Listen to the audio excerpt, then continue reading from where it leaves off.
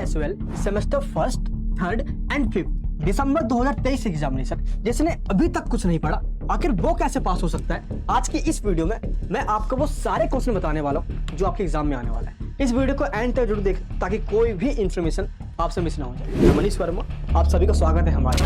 आपके एग्जाम्स के date sheet को डिक्लेयर किया जा चुका है। आई होप आपने डाउनलोड कर लिया होगा। अगर आपने अभी तक डाउनलोड नहीं किया, लिंक नीचे डिस्क्रिप्शन बॉक्स में दिया गया है, आप वहां से डाउनलोड कर सकते हो। जैसे लास्ट टाइम मैंने आपको प्रिपरेशन करवाई इन वीडियोस के द्वारा, सेम इस बार भी मैं वीडियोस लेकर आ रहा हूं आप सबकी प्रिपरेशन के लिए। और कई वीडियोस अपलोड हो चुकी है, आप देख सकते हो। और ऐसे ही और वीडियोस आने वाली है आपके अदर सब्जेक्ट्स की। लेकिन इससे पहले आपको ये नोटिफिकेशन देखना है। इस नोटिफिकेशन में ये बताया गया कि न्यू एजुकेशन पॉलिसी जो इंप्लीमेंट किया गया, इसका इंपैक्ट DUSOL के semester first, third and fifth पे ही पड़ा है। और इससे कुछ चेंजेस भी किए गए हैं। अब ये चेंजेस क्या क्या है आपको ये समझना होगा। इसके लिए सबसे पहले आपको सिलेबस को चेक करना है। सिलेबस देखने के लिए आपको सबसे पहले एसओएल की वेबसाइट पे जाना है।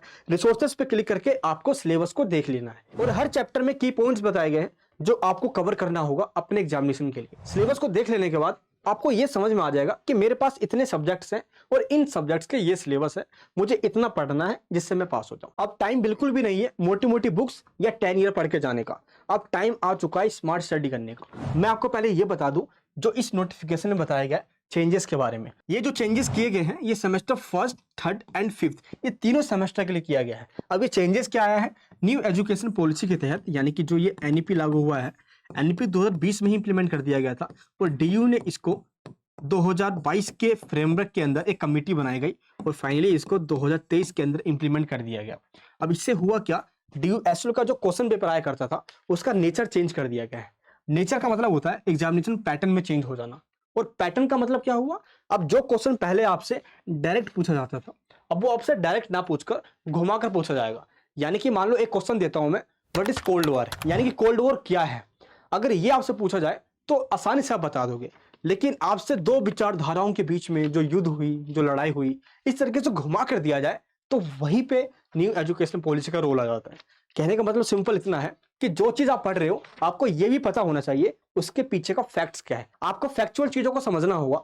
अब टॉपिक स्टैटिक नहीं है बल्कि डायनामिक है। डायनामिक का मतलब होता है कि आज जो रिसेंट में जो भी घटनाएं घट रही है उनसे भी रिलेटेड क्वेश्चन आपके एग्जाम में आ सकता है। न्यू एजुकेशन पॉलिसी इसलिए इंप्लीमेंट किया गया है तो डायरेक्ट क्वेश्चन ना आकर इनडायरेक्ट आएगा। इसके लिए आपके पास कंटेंट होना चाहिए और कंटेंट के लिए सोल के द्वारा भी बुक्स दी जाती है। आप नॉर्थ कैंपस जाके बुक्स भी ले सकते हो, बट उस बुक को पढ़ने के बाद आपको अपने नोट्स बनाने ही पड़ेंगे क्योंकि एक चैप्टर बहुत ज्यादा लेंथी होगा और इतने कम टाइम में लेंथी चैप्टर कवर कर लेना इम्पॉसिबल सा है। इसलिए चैनल पर जो जो वीडियोस है आपको उनको देखना है और उन्हीं वीडियोस को देखकर आपको रिवीजन कर लेना है। और आप सभी को नोट्स ले लेना है जिसके अंदर सिर्फ 10 क्वेश्चन है और उसमें से आपके एग्जाम में 5 से 6 क्वेश्चन आने वाले हैं। और ये गारंटी दे रहा हूं मैं आप सभी को क्योंकि इसको बताने वाले DU के खुद प्रोफेसर हैं जो आप सबकी हेल्प कर रहे हैं। इसीलिए अब आंसर शीट भरने पे ध्यान नहीं देना। पहले क्या होता था, आंसर शीट जो ज्यादा भरकर आएगा वो अच्छे नंबर लेकर आएगा, लेकिन अब ऐसा नहीं है। आप आंसर शीट 2 पेज में अपना आंसर लिख दो, लेकिन एक्यूरेट लिखो, टू द पॉइंट्स में लिखो, फ्लो चार्ट का यूज करो और जो क्वेश्चन में पूछा गया है बस आपको वही बताना है। आपको इसी के आप मार्क्स मिलने वाले हैं। ज्यादा लिखने का मतलब टीचर समझ जाता है कि आप बढ़ा चढ़ा के लिख रहे हो और वहीं पे आपकी बैक दे दी जाती है। जितना आपको आता है आपको उतना ही लिखना है। और बड़ी बात तो ये है कि न्यू एजुकेशन पॉलिसी में ये भी कहा गया कि आप आंसर को बना के लिख सकते हो। पहले क्या होता था, बुक किस लैंग्वेज, टीचर खोजते थे भाई बुक की लैंग्वेज है या नहीं, थोड़ी प्रोफेशनल लैंग्वेज। अब ऐसा नहीं है, आप अपने खुद के लैंग्वेज में आंसर को बना के लिख सकते हो, कोई प्रॉब्लम नहीं आएगी। एक बार आप प्रीवियस ईयर क्वेश्चन पेपर को चेकआउट कीजिए, आपको आइडिया मिल जाएगा कि कैसे क्वेश्चन पूछे जाते रहे हैं अब तक DUSOL के अंदर। और इस बार तो पूरा नया ही सिलेबस है, इसलिए जो भी क्वेश्चन इस बार पूछा जाएगा आपसे वो टोटली एनालिटिकल क्वेश्चन होगा। आपको चीजों को एनालाइज करना होगा। एनालाइज का मतलब होता है आपको सब कुछ बताना है, आपको एडवांटेज डिसएडवांटेज उसको क्रिटिसाइज करना है, एंड में कंक्लूजन देना है, ये सब कुछ आपको कवर करना होगा, तब जाके आपका आंसर सॉलिड बनेगा।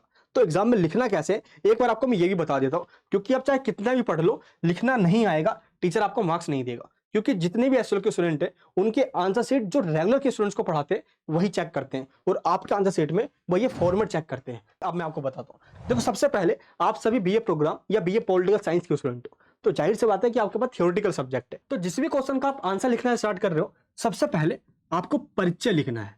परिचय यानी कि इंट्रोडक्शन में आपको ये बताना है कि जो भी क्वेश्चन में पूछा गया है उसका मतलब क्या है।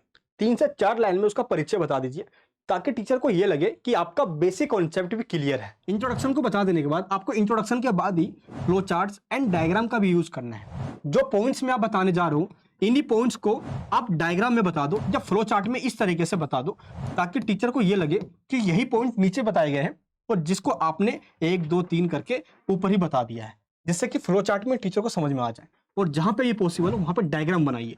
बड़े बड़े पैराग्राफ लिखने से अच्छा है डायग्राम में समझा दीजिए। सीट्स भी कम भरेगी, आपका टाइम भी कम जाएगा और टीचर को समझ में भी आएगा। आपको आंसर इसलिए नहीं लिखना ताकि सीट भर जाए, आपको आंसर इसलिए लिखना है ताकि जो टीचर कॉपी चेक कर रहा है आपकी उसको समझ में आ जाए, तभी आपको मार्क्स मिलने वाला है। और वो भी इतने अच्छे मार्क्स ताकि जब आप ग्रेजुएट हो जाओ तो आपको हायर एजुकेशन में एंट्रेंस ना देना पड़े, आपका मेरिट में नाम आ जाएगा जब आपके ग्रेजुएशन में अच्छे मार्क्स होंगे। ये आपको ध्यान रखना है। इसके बाद आपको थिंकर्स के व्यूज लिखना है। थिंकर के व्यूज का मतलब है जो विचारक ने अपने विचार दिए हैं। अब आप चाहे कहानी कितनी भी लिख लो, अगर विचारकों के विचार आपने नहीं लिखे, हर एक क्वेश्चन के अंदर 2 से 3 विचारकों के नाम याद कर लो आप। अब जैसे मान लो पब्लिक एडमिनिस्ट्रेशन है जिसको लोक प्रशासन कहते हैं। अब लोक प्रशासन का मतलब क्या होता है? जो प्रशासन जनता के लिए काम करती है। ये तो सिंपल लैंग्वेज में हो गया। अब लोक प्रशासन के बारे में अलग अलग लोगों ने अपनी स्टेटमेंट दी है। जैसे वुड्रो विल्सन है, ये अमेरिका के प्रेसिडेंट हुआ करते थे, इन्होंने अपनी स्टेटमेंट दी है। तो इन्होंने क्या कहा है, आपको statement as it is same बताना होगा। तो एज इट इज सेम हमने कोटेशन लिख कर दिया है जिससे कि आपको दिक्कत ना आए अपने नोट्स के अंदर। तो जिसके आंसर शीट में थिंकर्स के व्यूज होते हैं उनको मार्क्स भर भर के मिलता है। एंड इसके बाद आपको आंसर टू द पैराग्राफ या पॉइंट्स में देना है। अगर आपको ये लगे कि आंसर बिल्कुल अच्छे तरीके से आता है तो आपको आंसर टू द पॉइंट्स में देना है। हमेशा कोशिश ये करना आंसर आपका पॉइंट्स में हो और पैराग्राफ में ना हो। और जिस भी पॉइंट्स के अंदर जो इंपॉर्टेंट लाइन है आप प्लीज उसको हाईलाइट कर दीजिए अंडरलाइन कर कर। चाहे आप आंसर पॉइंट्स में लिखो या पैराग्राफ में लिखो। और पैराग्राफ आपको तभी लिखना है जब वो क्वेश्चन इस टाइप का ही है कि पॉइंट्स बन ही नहीं सकते, तब आपको पैराग्राफ में लिख देना है।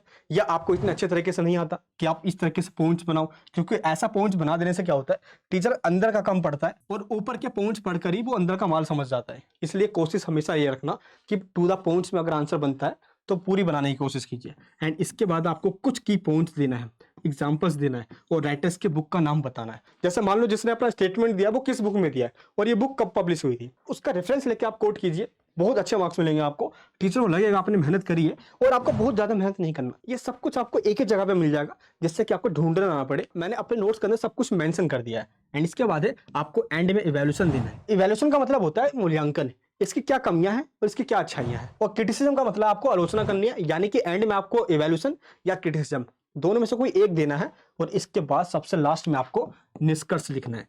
परिचय से स्टार्ट करना है और निष्कर्ष पे आपको खत्म करना है। ये कंपलसरी है किसी भी क्वेश्चन का आंसर लिखने के लिए। That is the right format. और इसके बारे में मैंने वीडियोस बनाई हुई है, आप इस वाले वीडियो को देख सकते हो अच्छे से और समझने के लिए। एंड इन्हीं फॉर्मेट को ध्यान में रखते हुए सभी एक्सपर्ट टीचर्स के द्वारा जो नोट्स प्रिपेयर किए गए हैं इसमें उन सभी बातों का ध्यान भी रखा गया है। डायग्राम दिया गया है, टू द पॉइंट्स में आंसर भी दिया गया है, आपको पिक्चर्स के साथ इस तरीके से समझाया गया है। और इसमें टोटल 10 से 12 क्वेश्चंस हैं।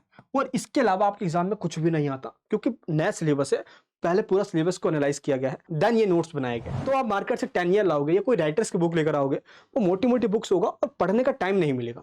इस 10 से 12 क्वेश्चन में 5 से 6 क्वेश्चन आपके एग्जाम में आना कंपलसरी है और ये गारंटेड है। पिछले 9 साल से स्टूडेंट्स को मैं पढ़ाता आ रहा हूँ और इस बार आपकी बारी है। इस नोट्स को आप डाउनलोड कर लीजिए जिससे कि कम टाइम में आप दिए गए क्वेश्चंस को एक बार आप समझ लो, वीडियोस को देख के अंडरस्टैंडिंग आपकी बन जाएगी और एग्जाम में सिंपल उसको लिख कर आ जाओ। इसके अलावा आपको कुछ और पढ़ने की जरूरत बिल्कुल भी नहीं है। नोट्स को डाउनलोड करने के लिंक नीचे वीडियो को डिस्क्रिप्शन बॉक्स में है, जिसमें सेमेस्टर फर्स्ट के BA programme and BA honours के नोट्स दिए गए हैं। सेमेस्टर 5th और सेमेस्टर 3rd दोनों कोर्सेज के नोट्स हमारे पास अवेलेबल है। जो नोट्स अवेलेबल है आप उसको डाउनलोड कर लीजिए। और जो वहाँ पे आपको नहीं दिख रहे ये भी 1 से 2 दिन में अपडेट कर दिया जाएगा। बाकी एसएल के द्वारा बुक्स प्रोवाइड की जाती है, आप ये भी बुक्स ले सकते हो। मार्केट के अंदर राइटर्स की बुक भी मिलती है, बहुत सारे बुक्स मिलते हैं। बट हमें इतना सारा नहीं पढ़ना, हमें बस इतना पढ़कर जाना है और इतना सारा लिख कर आ जाना है। और ऐसा तभी होगा जब सारी चीजें आपको एक जगह पे मिल जाएगी। जैसा आपको मैं वीडियोस के अंदर समझाता हूँ सेम इस तरीके से नोट्स में भी समझाया गया है। नोट्स को डाउनलोड कर लीजिए और वीडियोस को एक बार देखिए, आपका पूरा टॉपिक कवर हो जाएगा। जिसने अभी तक कुछ नहीं पढ़ा उसके लिए ये नोट्स रामबाण साबित होने वाला है और वीडियो वरदान साबित होने वाले हैं। और अब तक की जितनी वीडियोस हमारी आई है आपकी कितनी हेल्प करी है मुझे कमेंट बॉक्स में जरूर बताइए, ताकि ये मेरे को मोटिवेट करे और ऐसे ही आपके लिए मैं वीडियोस लेकर आता रहूँ। अब आपके लिए वीडियोस आने वाली है मैराथन क्लासेस, जिसमें मैं बताने वाला हूँ वो सारे क्वेश्चंस जो आपके एग्जाम्स में आने वाले हैं। इस वीडियो को सभी जगह शेयर करना, चैनल पर नहीं हो तो प्लीज चैनल को सब्सक्राइब कीजिए, अपने सभी फ्रेंड्स तक इस वीडियो को शेयर कीजिए ताकि सभी को इसका बेनिफिट मिल सके। मैं मिलूंगा आपसे नेक्स्ट वीडियो के अंदर किसी नेक्स्ट टॉपिक के साथ। जय हिंद।